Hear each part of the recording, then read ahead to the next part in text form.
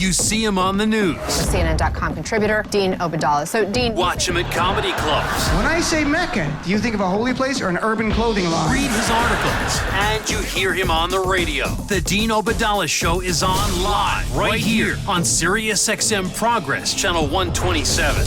And welcome to the show, brothers and sisters of the resistance. Tuesday, May 7th, I am Dean Obeidallah, hoping, of course, to be your MBFF. I'm the neediest Muslim, especially in Ramadan. I'm extra needy. I'm on Twitter at Dean Obeidallah. Drop me an email, dean@deanofradio.com. By the way, after tomorrow night, I'm going on vacation for about 8 work days, I guess, or 7 work days. But we'll be back if all goes as planned on Monday, May 20th. But if you miss me, I'll be on Twitter. And you can listen to my podcast. I Want to Be Your Muslim Friend. Google it. I Want to Be Your Muslim Friend. It's on iTunes and normal things. It's short form. It's not a long form. I hope you'll check it out. So, folks, big news today. Really big news. The investigation into whether Donald Trump committed crimes and any need to impeach him has been answered. We are done. It is over. In fact, game over. Case closed. Time to move on. Thank God Mitch McConnell, the turtle, crawled down to the Senate floor, laid some eggs, and stood up and gave a speech like the turtle that he is and told us we're done. He literally said case closed twice and time to move on. And you know Mitch. I mean, come on. When Mitch tells you this stuff, this guy's a straight shooter. This is not a guy who's going to be partisan or play games. In fact, here he is calling out today on the Senate floor unhinged partisanship. So thank you, Mitch. Clip number 1, thank Mitch McConnell for doing this for us. It's been 2 weeks since Attorney General William Barr made the 450-page report public. This investigation went on for 2 years. It's finally over. Many Americans were waiting to see how their elected officials would respond. With an exhaustive investigation complete, would the country finally unify to confront the real challenges before us? Would we finally be able to move on from partisan paralysis and breathless conspiracy theorizing? Or would we remain consumed by unhinged partisanship? Thank you, Mitch McConnell. Finally, Mitch McConnell ends unhinged partisanship in American. You know, I'm so grateful for Mitch to come down from his hole or wherever he lives, the cave. I'm not sure where he lives. Where does turtles live? I don't know enough. But, you know, oh, that's right. Unhinged partisanship. Who else did that? Oh, yeah, Mitch McConnell. Let's remember. Here's a clip of Mitch McConnell in 2010. Would you consider this unhinged partisanship? Here's clip number 2. Our top political priority over the next 2 years should be to deny President Obama a second term. Oh, that sounds like unhinged partisanship. I'm not an expert on that, but that sounds like it. And then here is Mitch McConnell in 2016 talking about Merrick Garland. Clip number 3, please. One of my proudest moments is when I looked at Barack Obama in the eye and I said, Mr. President, you will not fill this Supreme Court vacancy. Well, there's a guy who knows a bit or two about unhinged partisanship, and it's laughable. Lightning should have come down. His face should have melted like in Raiders of the Lost Ark. Are you kidding me? Mitch McConnell on the floor of the Senate going, time to move on. Unhinged partisanship, and we can't have that. You're kidding me. You're the king of unhinged partisanship. You invented it. He is unreal. Now, of course, the GOP base and Trump loves him and he'll go pet his belly or his shell or something. He'll put turtle wax on it. And then Mitch, here is the insult to injury. Mitch McConnell on the floor of the Senate, instead of going after Donald Trump for accepting the help of Russians, which he did. Donald Trump did, not Mitch McConnell, didn't call it out. And that the Mueller report states point blank that the Trump campaign knew and expected they would benefit electorally from the help of Russia, which they did. Mitch McConnell, who does he blame for Russia attacking our election, who attacking our state and local board of elections, hacking the DNC, giving the emails to WikiLeaks to weaponize it as a political tool to be used by Donald Trump against Hillary Clinton, and thousands of Facebook ads? Who does he blame? Anyone guess? Because it's not Trump. It's not actually Hillary. It's Barack Obama. That's who's. And here's Mitch McConnell today telling us all it is Barack Obama's fault that our nation was attacked in 2016. This is off the chart. Like, I just want to throw something at the wall. Here's clip number 4. If the Obama administration had responded firmly to Putin's invasion and occupation of Ukraine in 2014, to the assassination of Boris Nemtsov in 2015, and to Russian intervention in Syria. Maybe stronger leadership would have left the Kremlin less emboldened. Maybe tampering with our democracy wouldn't have seemed so very tempting. Instead, the previous administration sent the Kremlin the signal they could get away with almost anything. Almost anything. So is it surprising that we got the brazen interference detailed in Special Counsel Mueller's report? A talking turtle telling us all here in America that it was Barack Obama's fault that Russia attacked our elections, our infrastructure, and that Donald Trump's son met with Russians, that Donald Trump said, Russia, if you're listening. And then I keep wanting to remind everyone, two big things here. One is Russia attacked the State Board of Elections in Illinois and stole 500,000 Americans, yes, our fellow Americans, personal data, their names, driver's license numbers, their Social Security numbers, and date of birth. Donald Trump has never once demanded Russia destroy that data because he doesn't care about those Americans. Secondly, in October 2016, the DHS put out a statement saying the WikiLeaks emails being dumped were directed from Russian military attackers and the Russian government. Donald Trump still used that in over 100 times touted WikiLeaks. And forget all of that, but we know that's all true. Donald Trump just last year stood next to Vladimir Putin and said, I side with him over our own intelligence agencies. And there's Mitch McConnell blaming Barack Obama somehow for a lack of leadership, when the leader of the GOP is a man who accepted the help of the Russians knowingly, who lied to us about a deal he had for Trump Tower, which is completely lost on everything now. There are just so many lies. The genius of Trump, the evil genius, is just keep lying every single day, 10, 15 times, because the media can't keep up. Because the story of him on the campaign trail saying, I have no business dealings with Russia, and then a few months ago, we found out he'd signed a letter of intent with Russia to build a Trump Tower, and Rudy Giuliani going on TV going, well, he actually never signed it because he only had a blank document. Then we found the signed one, and then Giuliani goes, well, so he signed it, no big deal. This is the world we live in. Now, thankfully, today, after Mitch McConnell slithered off the floor back after laying eggs like a good turtle, Senator Elizabeth Warren came to the Senate floor and spoke with moral clarity in a time that demands moral clarity, a time that does not play games and, let's play chess here and think this all out. Let's do the right thing because you have a job. You're obligated by the Constitution, members of Congress, to do the right thing. And here's two clips. Here's first Senator Warren just ripping into what McConnell had said. Here's clip number 5. Mitch McConnell came to the floor to declare that there is no more investigation into what the president has done.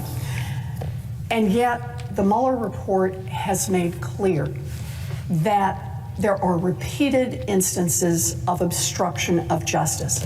More than 600 federal prosecutors have now said that what's laid out in the Mueller report would constitute obstruction of justice and would trigger a prosecution for any human being in this country other than the President of the United States. Robert Mueller put all of the facts together for us, put all of the information together for us, and abided by the Trump administration's declaration under the Office of Legal Counsel that a sitting president cannot be indicted for his crimes. He handed it over to the Congress of the United States of America to do our constitutional duty. That's exactly right. Robert Mueller gave the report to our Congress to do their constitutional duty.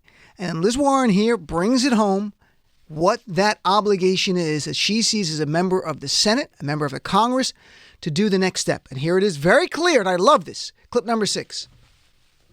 This is not a fight I wanted to take on, but this is the fight in front of us now. This is not about politics. This is about the Constitution of the United States of America. We took an oath not to try to protect Donald Trump. We took an oath to protect and serve the Constitution of the United States of America. And the way we do that is we begin impeachment proceedings now against this president. Thank you, Liz Warren. That is organic applause from other senators on the floor. Okay, no one else applauded on the Senate floor, but we begin impeachment proceedings now against the President of the United States. And that's exactly the right approach. That was the approach that should have been a month ago when the report came out. But I still think it's great now. And I cannot applaud Senator Warren enough on this. Now, today, Nancy Pelosi said Donald Trump is goading the Democrats into impeaching him. I'll just leave it there. I don't want to talk about that anymore, but I do want to talk about the House Democrats' approach to this, not doing impeachment, is to do oversight, which is their mandate and their obligation under Article 1 of the Constitution. The problem is now Donald Trump is stonewalling every single thing they are asking to do. Every single thing. In the last few days, Trump said their administration is not going to give the tax returns requested by House Ways and Means Chair Richard Neal, who requested under a federal law, and he's required to turn it over. Mnuchin said, nope, last night, not doing it. Bill Barr, still ignoring a subpoena to the House Judiciary Committee, still has not given the full Mueller report unredacted to the Judiciary Committee. Sarah Sanders today said Donald Trump may in fact stop Robert Mueller from testifying, and here's the cherry on the obstruction Sunday. Today we found out that the White House is not going to allow Don McGahn, the former White House personal counsel of Donald Trump, to produce documents requested by a subpoena. And they're even might try to stop him from testifying. And the House Democrats have said they're possibly going to hold Don McGahn in contempt. Now, what Don McGahn is saying is that Congress wants these documents. The White House is invoking almost executive privilege. They have not articulated that, but they're really close. But they're saying they can't give it because I don't know why they're not actually using the term executive privilege, but they're saying he can't produce them. So McGahn's going, look, you guys got to fight here and you got to sort it out between yourselves. Most of these disputes in the real world are negotiated through sitting down and they make some accommodations because in the court system it just drags out for years and everyone knows that. But here's the reality. The Democrats are not doing enough. The Democrats are not stepping up their game. This Donald Trump is stepping on the Democrats, crushing them on even oversight now. They can't do anything. They're trying. I'm giving them all the credit in the world.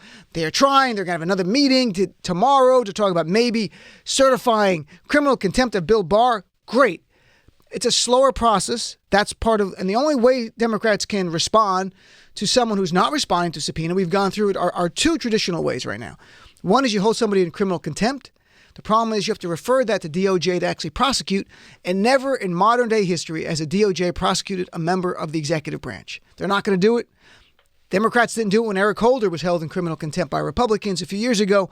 Republicans are certainly not going to do it. The other way is they actually certify and authorize a lawsuit in federal court, which they're going to do, there's no doubt, but that could take years. Eric Holder said no to certain Fast and Furious documents Republicans had wanted. They sued him. It took literally 3 years to get those documents. Donald Trump knows he might not be in the White House by then, nor there's always a chance the Democrats lose the House. I hope not, but in any event, that's what's going on here. There's a third option, and I dismissed this out of hand a few times. And I talked about Michelangelo Signorelli, and he talked about it, and he had a little bit more confidence in it. So I did some more research because these other two options are not working, and they won't do impeachment. Democrats got to do something. And I have potentially what would be a very visible way, I think an effective way to send a message we're not playing around. And that is to use the inherent contempt powers of Congress.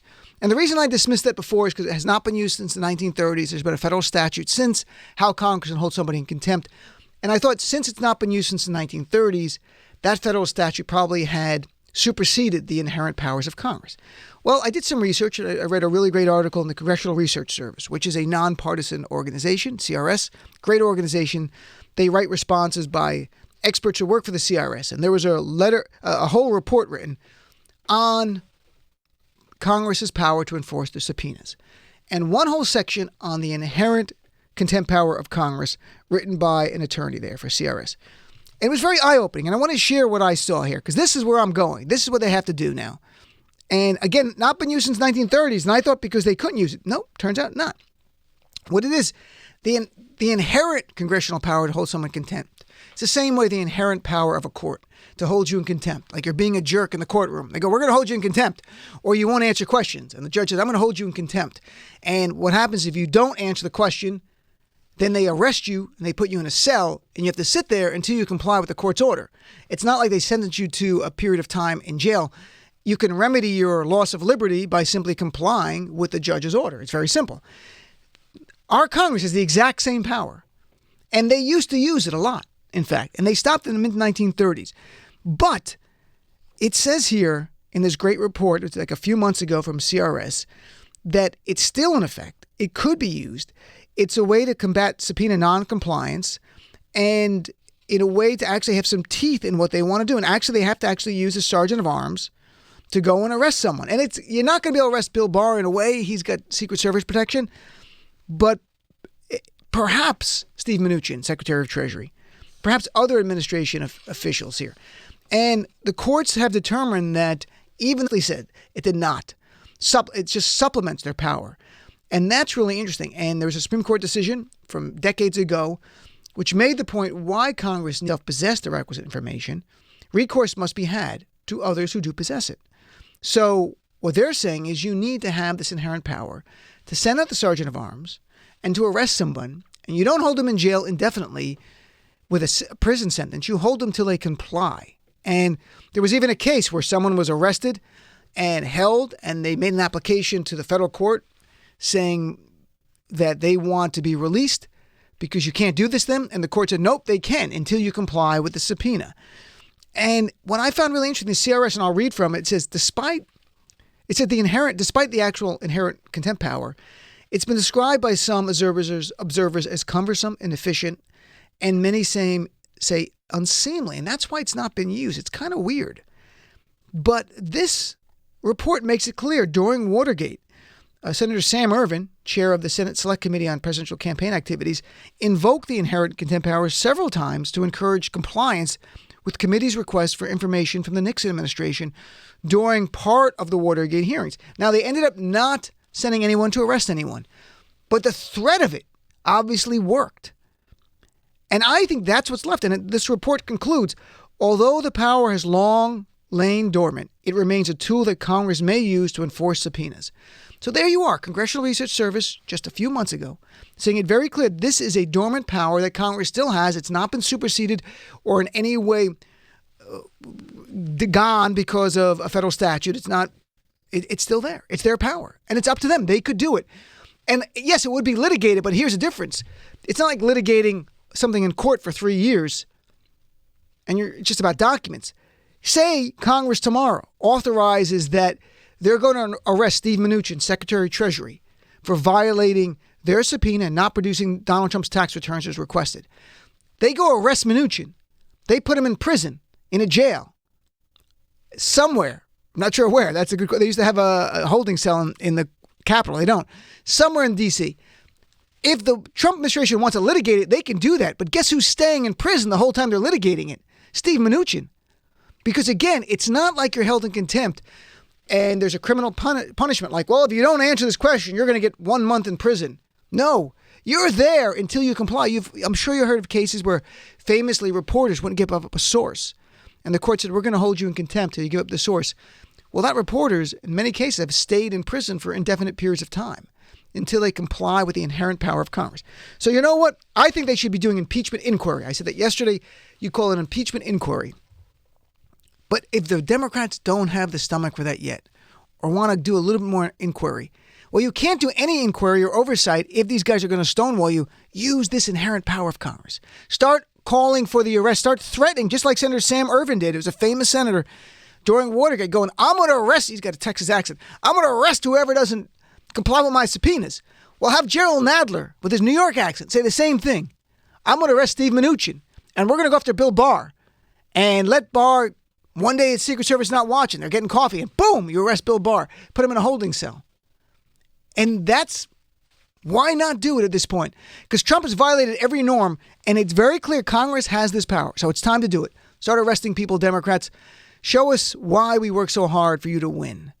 Show us that it was worth it. Prove to us that all of our sweat and our tears and the money people gave and the hours that people knocked on doors and the stress and anxiety we all went through collectively was all worth it. At least do this. At least. All right, I'd love to hear from you. 866-997-4748. We got a lot of great people on the show. We have two big lawyers to talk about these very issues. Richard Painter, you see all the time on cable news, is actually from the Bush administration, but now he's an independent. And Danny Savalas will be in the third hour. And in between that, our friend Tiffany Cross is going to be here to talk about Sandra Bland and politics as well. So 866-997-4748. We got a great show lined up, but I'd love to hear from you. You're my guest right now at the top of the hour right here on the Dean Obie Dallas Show. Be right back after this. The Dean Obeidallah Show. My slogan for Trump in 2020, Trump for prison 2020. Sirius XM